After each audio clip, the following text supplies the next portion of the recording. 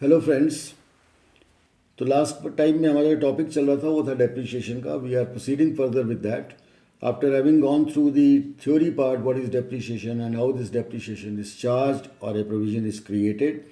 अब हम देखते हैं कि after expiry of time one year 2 year 3 year ultimately we will have to sell this asset.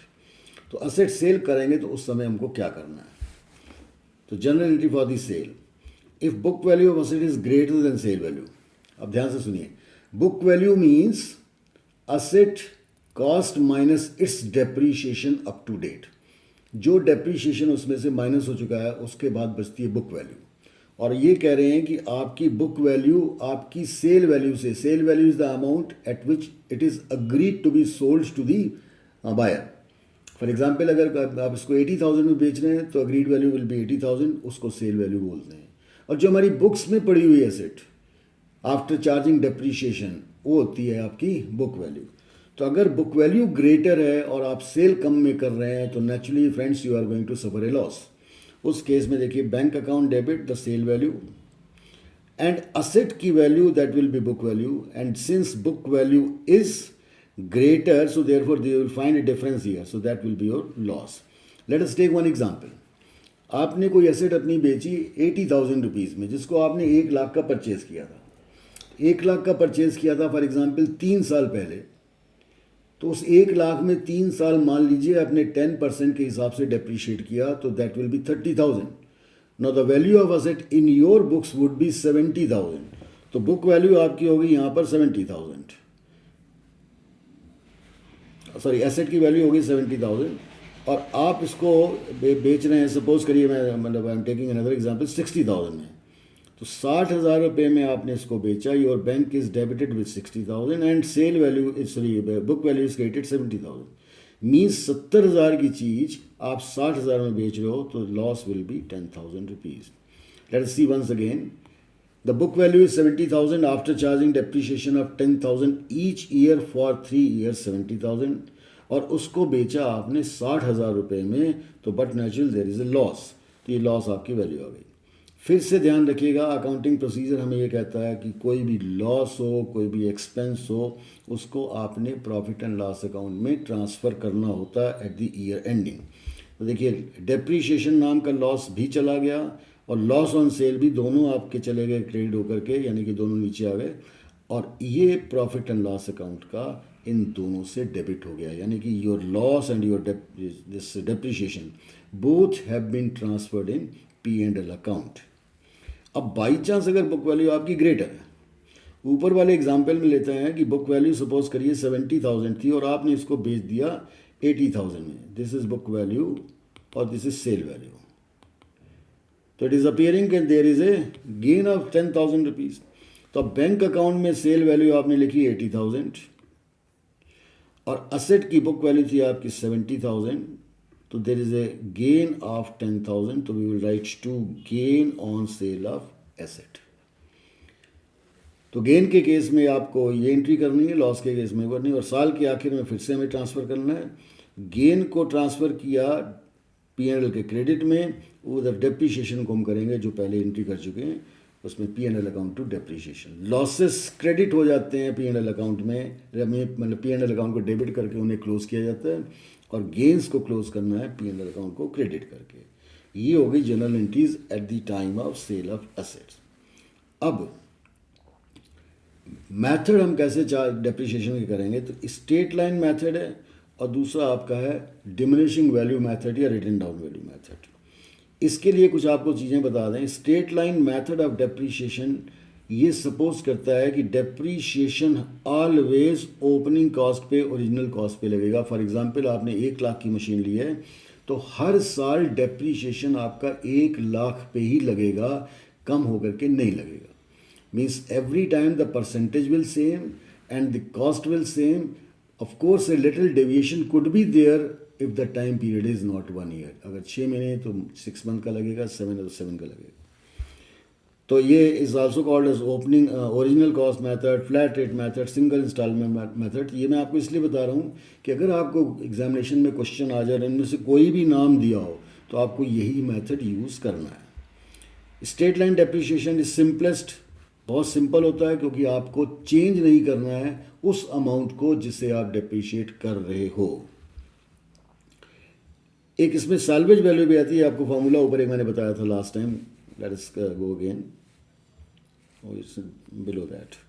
C, this is salvage value, reducible value. ये क्या value होती है?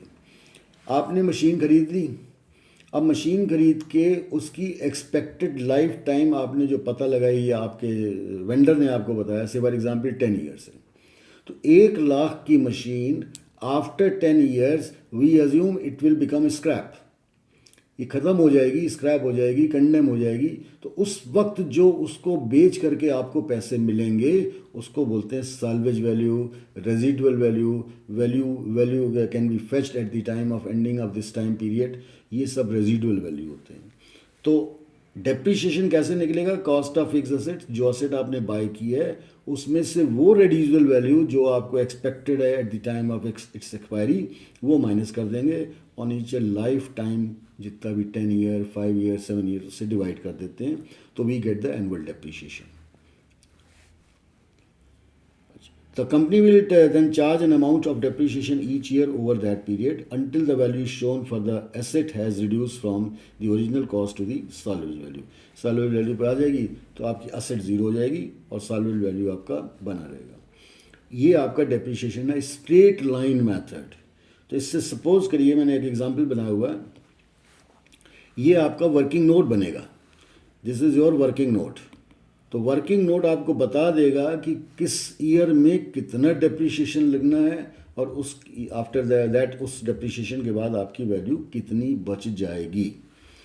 ये एग्जांपल में है, सपोज 1 अप्रैल को हमने एक वैन बाय की 65,000 की, this is the purchase value, और इसको हम ये मान के चलते हैं कि इसका आपका मीन्स 10% डेप्रिशिएशन लगाना है ओरिजिनल वैल्यू से, तो 10% आपका डेप्रिशिएशन हो गया 6,500, यानी कि 31/3/17 आफ्टर 1 ईयर, ये 1 साल का पीरियड हो गया और ये 6,500 इसका डेप्रिशिएशन लग गया।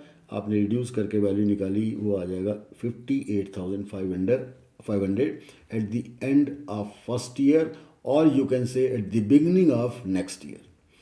अब ओपनिंग बैलेंस हो गया मेरा 1 अप्रैल को, जो 1 अप्रैल 16 को था 65,000, अब रह गया 1 अप्रैल 17 को ओनली 58,500। इसी ईयर में सपोज करिए क्वेश्चन आपसे कह रहा है कि 1 अक्टूबर को आपने एक और नया वैन लिया, तो यहाँ हमने डाल दिया वैन नंबर 2।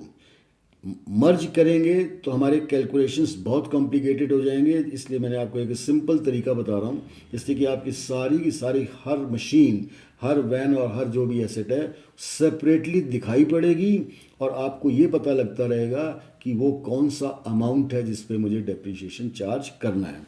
सो ये वर्किंग नोट मतलब इस तरह का है, that will be very helpful in your examination. Hotchpotch करने से आप खुद कंफ्यूज हो जाएंगे कि कहाँ डेप्रिशिएशन किस अमाउंट पे लगाना है, कितने पीरियड का। अब ईयर एंड हो गया 31/3/18 पे आ गए, 1/4 से स्टार्ट किया और 30, यानी कि 1 साल का टाइम पूरा हो गया। अब मेरे पास इस समय 2 मशीन्स हैं, one number 1 and one number 2। तो वैन नंबर 1 पूरा कंप्लीट ईयर हो गया, देखिए 1/4/17 से 31/3/18 तक, तो मैंने इसमें पूरे 1 साल का डिप्रिशिएशन लगा दिया 6,500 और इसकी वैल्यू मेरे पास बच गई 52,000 after 1 year. But on the contrary, see, I have charged depreciation for 6 months on van number 2 because it was bought on 1 October. तो 1 अक्टूबर से 31 मार्च तक तो सिर्फ 6 महीने होते हैं ना भाई, तो 6 महीने का डेप्रिशिएशन लगा दिया इसमें। इसकी वैल्यू हो गई 52,000, ईयर एंडिंग पे इसकी वैल्यू रह गई 66,500। अब सपोज इट इज गिवन कि it has been sold on this day for the at a loss of 7,000। देखिए इसमें लॉस की वैल्यू दी है, वो सेल वैल्यू भी दे सकते हैं, लॉस की भी दे सकते हैं। अगर उन्होंने लॉस की वैल्यू दे दी तो आप उतना लॉस काट के 52,000 में 7,000 माइनस कर दीजिए लॉस की वैल्यू, तो you will get the sale value.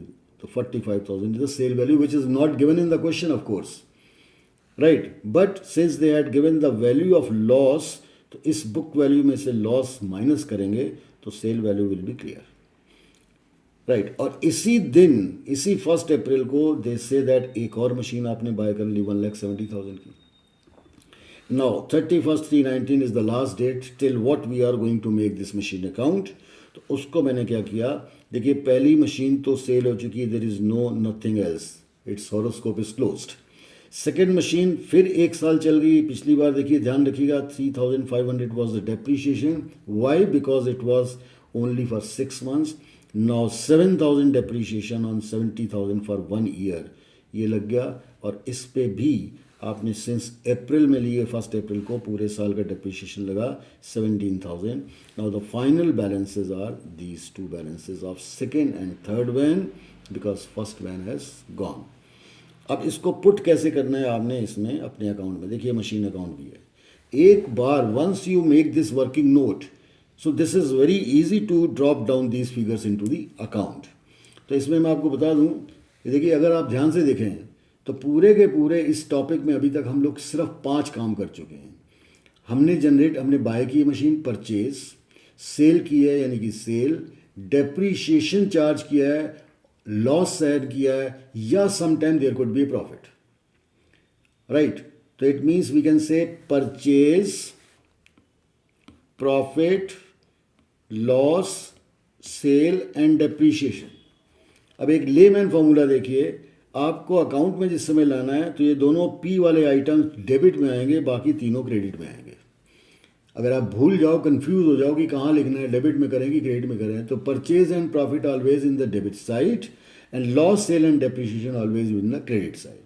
तो अब इसको हम देखिए हम डिवाइड कर लेते हैं. ये आपका पहला ईयर ख़त्म हो गया यहाँ पर, दूसरा ईयर आपका ख़त्म हो गया यहाँ पर, और तीसरा ईयर यहाँ ख़त्म होता है. फर्स्ट ईयर में चेक करिए, एक आपने परचेज किया और एक डेप्रीशिएशन. तो परचेज आपको लिखना है डेबिट में, देखिए डेबिट में आ गया 2 बैंक और डेप्रीशिएशन आ गया क्रेडिट में. तो 65,000 से बैलेंस निकालेंगे तो that will be 58,500. This balance will come as opening balance in next year. अगले साल चेक करिए अगर आप इसमें, तो आपने क्या किया है, एक परचेज और 2 डेप्रीशिएशन, 6500 एंड 3500. परचेज को लिखा मैंने डेबिट में 70,000 और दोनों डेप्रीशिएशन देखिए यहाँ क्लियर हो रहे हैं. फिर इसका बैलेंस निकाल लिया, दैट इज़ 1,18,500. थर्ड ईयर में this closing balance will become opening. Check करते हैं थर्ड ईयर में हमने क्या किया. देखिए एक परचेज की है, उसके बाद एक सेल किया है, लॉस सफ़र किया है और 2 डेप्रीशिएशन लगाए हैं. एक परचेज डेबिट में आ गया, ये देखिए 1,70,000 डेबिट आ गया. एक सेल क्रेडिट में 45,000, लॉस क्रेडिट में 7,000 और बाकी के 2 depreciation 7,000 and 17,000 and you get your balance as 2,12,500. And finally this balance will appear for the next period for which no the next year और third year will be there. तो this is how the you might have seen that every effort was done in this working note. इसमें जो काम करना था करना है, बाकी इस फॉर्मूले से आप इसको बना लीजिए. हर ईयर की परचेज और प्रॉफिट अगर कोई तो डेबिट में डालते जाइए, बची सारी चीज़ें इसमें क्रिएट करते जाइए.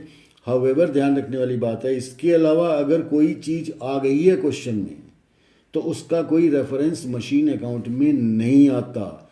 छोटी मोटी repair is not the part of this machine account. Any sort of appreciation etcetera that will not be there. तो ये आपका हुआ एक मेथड जिसमें मैंने आपको बताया कि दिस स्ट्रेट लाइन मेथड से आप कैसे इसको डील करेंगे, किस तरीके से वर्किंग नोट बनेगा और how you are going to post them in your machine account. तो इसके बाद अगला जो रिटन डाउन वैल्यू मेथड है वो हम लोग अपने नेक्स्ट वीडियो में डिस्कस करेंगे. तब तक के लिए थैंक यू वेरी मच.